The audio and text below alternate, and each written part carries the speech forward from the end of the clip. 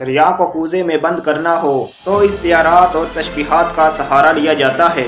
سیاستدان کے لیے لوٹے کی اصطلاح بھی ایک تشبیہ ہے۔ پاکستان میں الیکشن 2024 ہو چکا اور اب موسم شروع ہو چکا ہے سیاستدانوں کے لوٹے بننے کا۔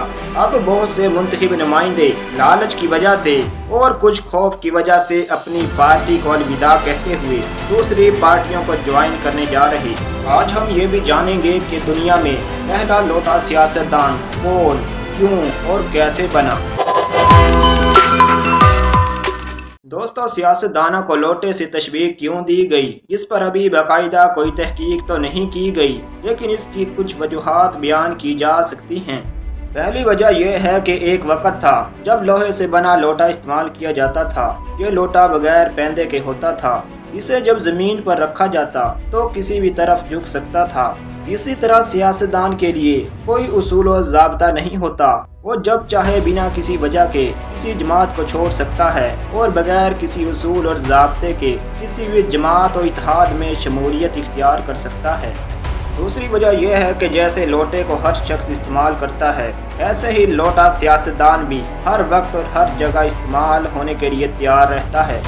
تیسری وجہ یہ ہے کہ بے نظیر اور نواز شریف کے گزشتہ ادوار میں جب ہارس ٹریڈنگ نے باقاعدہ کاروبار کی شکل اختیار کی اور ہماری اسمبلیاں لوٹوں کے معاملے میں خود کفیل ہو گئیں، تو اس وقت لوٹوں کی بہتات کی ایک وجہ یہ بیان کی گئی کہ جیسے لوٹا دراصل ایک غلط عمل میں استعمال ہوتا ہے، ایسے ہی ہمارے سیاستدان بھی ضمیر اور ایمان کی پرواہ کیے بغیر ہارس ٹریڈنگ جیسے کاروبار کا حصہ ہیں۔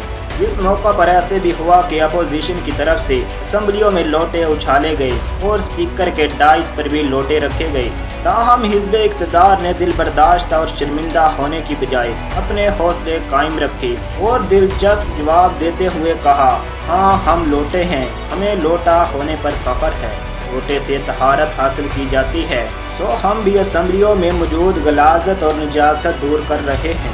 سچ ہے، جب انسان میں حیا نہ رہے تو وہ کچھ بھی کر سکتا ہے۔ ایسے شخص کے لیے اپنے ضمیر اور ایمان کا سودا کرنا بہت آسان ہوتا ہے، جیسے کہ ہمارے ملک میں پہلے بھی ہوتا رہا اور آج بھی ہو رہا ہے۔ یوں لگتا ہے جیسے جانور جنگلوں میں چرتے ہیں اور جہاں چاہے منہ مارتے ہیں، ایسے ہی قومی اور صوبائی اسمبلی کی ٹکٹوں کے حصول کے لیے میلے لگتے اور بغیر کسی ہچکچاہٹ اور تردد کے ٹکٹوں کے حصول کے لیے پارٹیاں تبدیل کی جاتی ہیں۔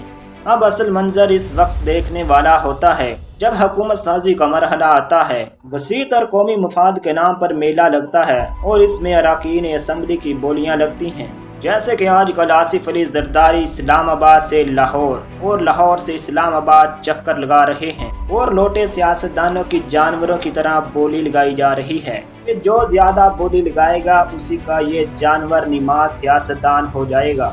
دوستو، آپ کو کس سیاسی پارٹی کی حکومت بنتی نظر آ رہی ہے، کمنٹ میں بتائیں۔ دوستو، یہاں ایک دلچسپ سوال یہ ہے کہ برصغیر کی سیاست میں پہلی دفعہ لوٹے کی اصطلاح کب استعمال کی گئی اور وہ شخص کون تھا جس نے پہلے پیر سیاسی طور پر وفاداری تبدیل کی۔